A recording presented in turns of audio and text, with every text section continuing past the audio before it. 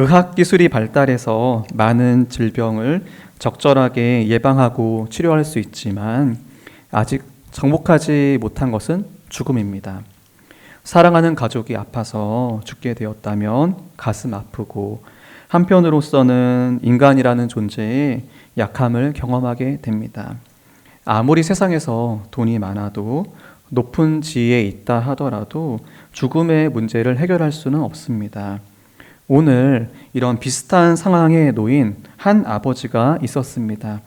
어린 딸이 죽을 병에 걸려서 자신의 힘으로 어떻게 할 수 없어 예수님을 찾아왔습니다. 그의 이름은 야이로이고 그는 회당장입니다. 종교적으로나 공동체에서 지위가 있었던 사람이었습니다. 22절과 23절에 그가 얼마나 간절히 예수님께 도움을 구하는지가 나옵니다. 예수님의 발 아래 엎드리고 간곡히 구하였다라고 합니다. 23절 말씀을 같이 읽겠습니다. 23절입니다. 자, 시작. 내 어린 딸이 죽게 되었사오니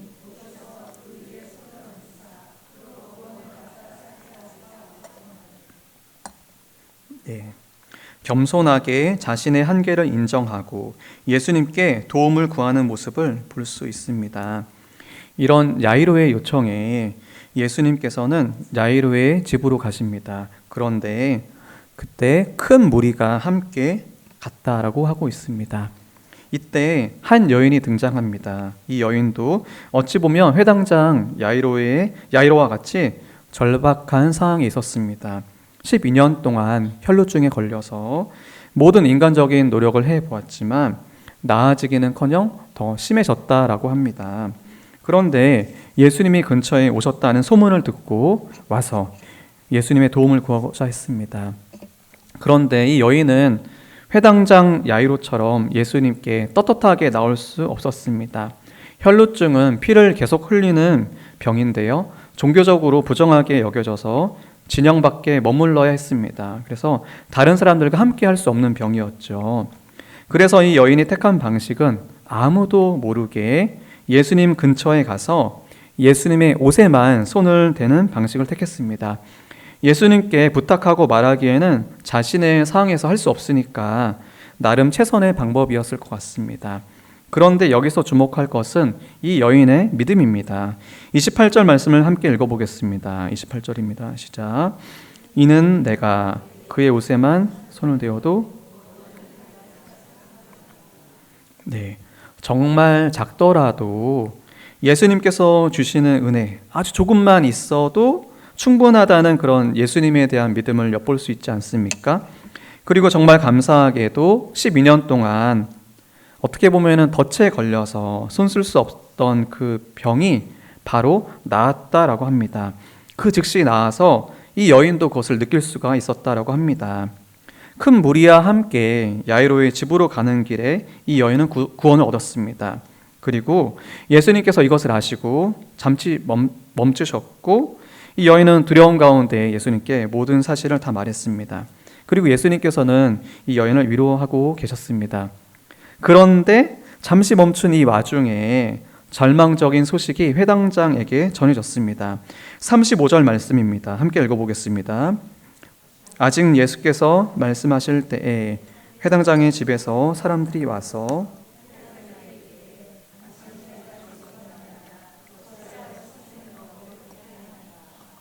네, 회당장 야이로는 이 말을 듣고 어땠을까요?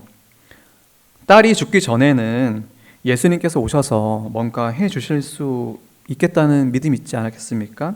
하지만 죽었는데 이 회당장의 집에서 온 사람이 말하는 것처럼 더 이상 예수님을 모시고 가는 게 의미가 있을까요? 그냥 예수님을 괴롭히고 시간을 뺏는 그런 행동이지 않을까요? 우리도 예수님을 믿습니다. 삶의 어려운 순간에 겸손하게 절박함으로 예수님을 찾습니다. 하지만 이제 다 끝났다는 이런 상황이 있지 않을까요? 그럴 때 우리는 어떻게 해야 할까요? 낙심할 상황에서 예수님께서 야이로에게 말씀하십니다. 36절입니다. 예수께서 그 하는 말을 곁에서 들으시고 회당장에게 이르시되 두려워하지 말고 믿기만 하라 하시고, 두려워하지 말고 믿기만 하라. 예수님은 야이로에게 믿을 수 없는 상황 가운데에서, 그리고 두려워할 수밖에 없는 상황 가운데에서 두려워하지 말고 믿으라고 하십니다. 예수님은 우리에게도 말씀하십니다. 두려워하지 말고 믿으라 입니다. 그리고 우리는 오늘 나누는 말씀을 통하여서 두려워할 수 있는 상황 가운데에서 믿은 한 여인의 믿음을 먼저 보았습니다.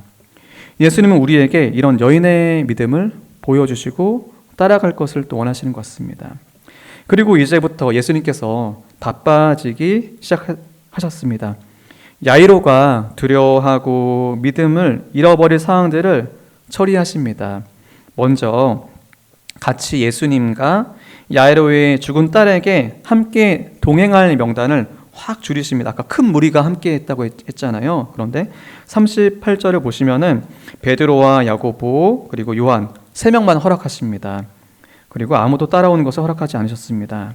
그리고 39절에 이제 회당장의 집에 갔죠. 갔더니 이미 딸은 죽었고 초상집 분위기가 다 차 있었습니다. 그런데 이런 이미 있었던 초상집 분위기를 싹 없애십니다. 장례식장에 가면은 식사하면서 막작걸 막 그런 약간 웅성웅성 해야지 약간 장례식장의 분위기잖아요. 장례식장이 되게 조용하면 좀 그렇잖아요.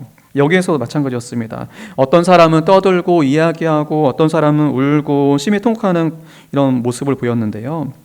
그런데 예수님께서는 어린 그 야이로의 딸의 죽음을 최종적인 것으로 여기지 않으셨습니다. 그래서 어린 딸이 죽은 것이 아니라 뭐라고 하셨죠? 잔다라고 하셨잖아요. 그러자 사람들이 막 비웃거든요. 그런데 예수님은 이렇게 비웃는 사람들, 떠들고 또 울었던 이 사람들이 다 비웃었겠죠. 이런 사람들을 다 쫓아내십니다. 나가게 하십니다.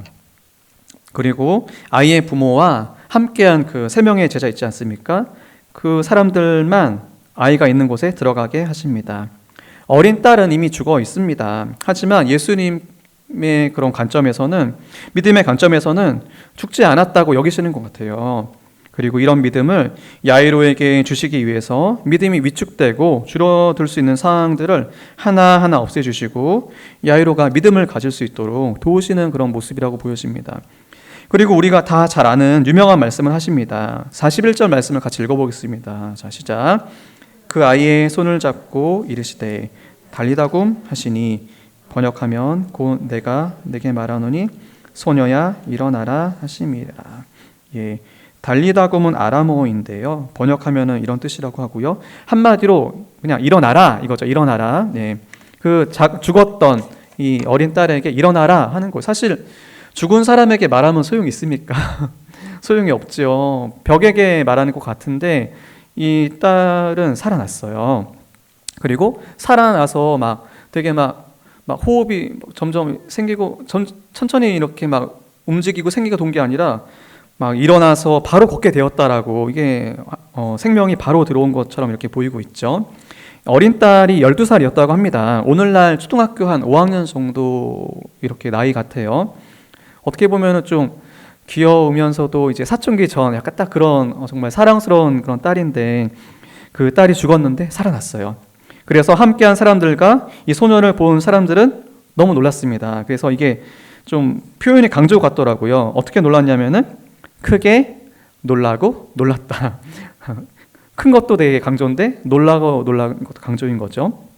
그리고 예수님은 사람들에게 이것을 아마 이 사실을 좀 알리면은 뭔가 기적을 알리면 예수님 오해할 수 있으니까 이것을 알게 하지 말라고 경고하시고 먹을 것을 주라고 하시며 자리를 약간 먹을 것을 주라고 한 걸 보면은 좀 더 오래 죽어 있었나 봐요. 그렇죠? 예, 한 끼 이상 더 이렇게 죽어 있었나 봐요. 정말 죽어서 어떻게 손을 쓸 수 없는 상황 가운데에서 예수님은 야이로의 어린 딸을 살리셨습니다. 그런데 여기서 좀 제가 주목하고 성도가 나눌 것은 야이로가 사실 한 게 마지막에 좀 많지 않았다는 거예요. 처음에는 야이로가 급하게 달려가서 엎드리고 간곡하게 부탁했잖아요.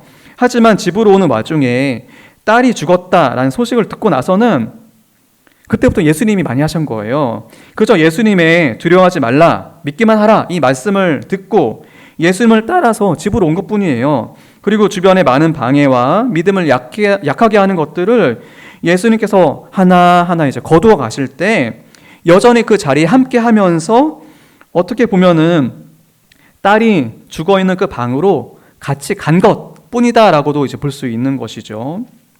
하지만 야이로가 찾고 의지했더니 예수님은 생명의 주님이시자 믿음의 주님으로서 죽은 딸을 살리시고 그런 주님을 믿을 수 있도록 야이로의 믿음을 붙들어 주신 분이라는 것입니다. 아멘. 그래서 두 가지를 성도님들과 한번 생각해 보기를 원합니다. 첫 번째는 예수님께서 믿음의 주님이시다는 걸 생각해 보기를 원합니다.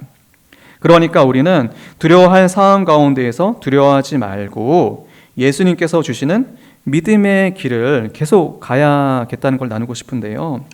사랑하는 성도 여러분, 때로 우리의 믿음이 적극적으로 보일 때가 있습니다. 혈루증 걸린 여인처럼 두려움을 감수하고 외로운 믿음의 싸움을 해야 할 때가 있습니다. 그럴 때 분명 있죠. 하지만 오늘 야이로의 모습처럼 어떻게 보면은 소극적이지만 예수님께 이끌려서 뭔가 믿음의 길을 가게 되는 경우도 좀 많은 것 같습니다. 그러니까 우리의 믿음이 뭔가 대단하기보다 예수님께서 어떻게든지 약간 우리를 끌고 가시는 거예요. 이끌어 가시는 거예요. 근데 결국 지나고 보니까 내가 어떻게 이 길을 갔지? 생각해 보면 예수님께서 이끌어 주신 것이죠. 야이로가 어땠습니까? 처음에 겸손하고 절박하게 예수님께 나왔지만 딸이 죽음으로 인해서 큰 도전을 받았습니다. 그래서 어떻게 보면은 두려워하고 믿음을 잃을 수도 있었습니다. 하지만 예수님께서는 야이로와 함께 하시면서 믿지 못하게 하는 그런 사람들을 쫓으시면서 끝까지 믿음을 지키게 하셨고 예수님께서 일하시는 것을 야이로가 보게 하셨습니다. 예수님께서는 오늘도 우리에게 말씀하십니다. 두려워 말고 믿기만 하라. 예수님께서는 지금 우리 행복한 교회의 머리로서 우리를 돌보시고 계십니다. 야이로와 직접 동행하시던 예수님은 성령님의 역사로 오늘도 우리에게 말씀하고 계십니다. 예배를 통하여서도 말씀하시고요. 말씀과 기도의 그런 경건의 시간, 또 우리 지난 수요 예배 때 지난번에 나눴던 것처럼 은혜의 여러 방편들을 통하여서 말씀하시고 계십니다. 그리고 우리의 모든 삶에 섭리하셔서 고린도전서 10장 13절 말씀처럼 감당할 만한 시험만 허락하시고 시험 중에도 우리에게 피할 길을 주십니다. 그리고 우리에게 행복한 교회 여러 성도님들을 통하여서 돕는 손길들을 통하여서 우리의 믿음을 지키십니다. 우리에게 믿음이 없다면 예수님의 말씀을 들어야 할 것입니다. 두려워하지 말고 믿기만 하라. 그리고 두 번째 나눌 것은 예수님께서 생명의 주님이시라는 것인데요. 사랑하는 성도 여러분, 예수님께서 생명의 주님이시라는 것을 믿으십니까? 네, 아멘. 죄로 인해 죽은 영혼을 살리시고 하나님께 대해 죽어서 전혀 쓸모없던 인생을 변화시켜서 하나님을 위해서 이웃을 위해서 살게 하시는 분이시라는 것을 믿으시는 것입니다. 예수님은 성육신하신 하나님이십니다. 하나님께서 말씀으로 세상을 창조하셨던 것처럼 예수님은 말씀으로 죽었던 야이로의 딸을, 어린 딸을 일으키셨습니다. 하나님의 창조는 심히 놀랍습니다. 아무것도 없는 것에서 전혀 없었던 것을 창조하셨습니다. 빛을 만드셨고요, 궁창을 만드셨고요, 육지와 바다를 만드셨습니다. 그리고 각종 식물과 동물들을 만드셨습니다. 그리고 끝으로 하나님의 형상으로 우리 사람을 창조하셨습니다. 그리고 또한 아담이 범죄한 이후에 많은 사람들이 다 똑같이 죄를 지었죠. 그런데도 불구하고 하나님께서는 변하지 않고 우리에게 은혜를 베풀어 주셔서 죄로 인해 하나님의 형상을 잃은 사람도 다시 살리시고 계십니다. 예수 그리스도는 우리의 죄를 짊어지시고 십자가에서 죽으셨습니다. 그리고 부활의 첫 열매로 다시 살아나셨습니다.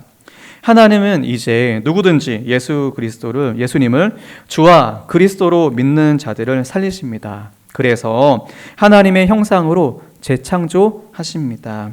사랑하는 성도 여러분, 우리가 오늘날 야이로의 그 딸에게 있었던 것처럼 믿음으로 죽은 자를 살리는 그런 놀라운 예수님의 역사를 보기는 좀 어려울 수 있습니다. 오늘날.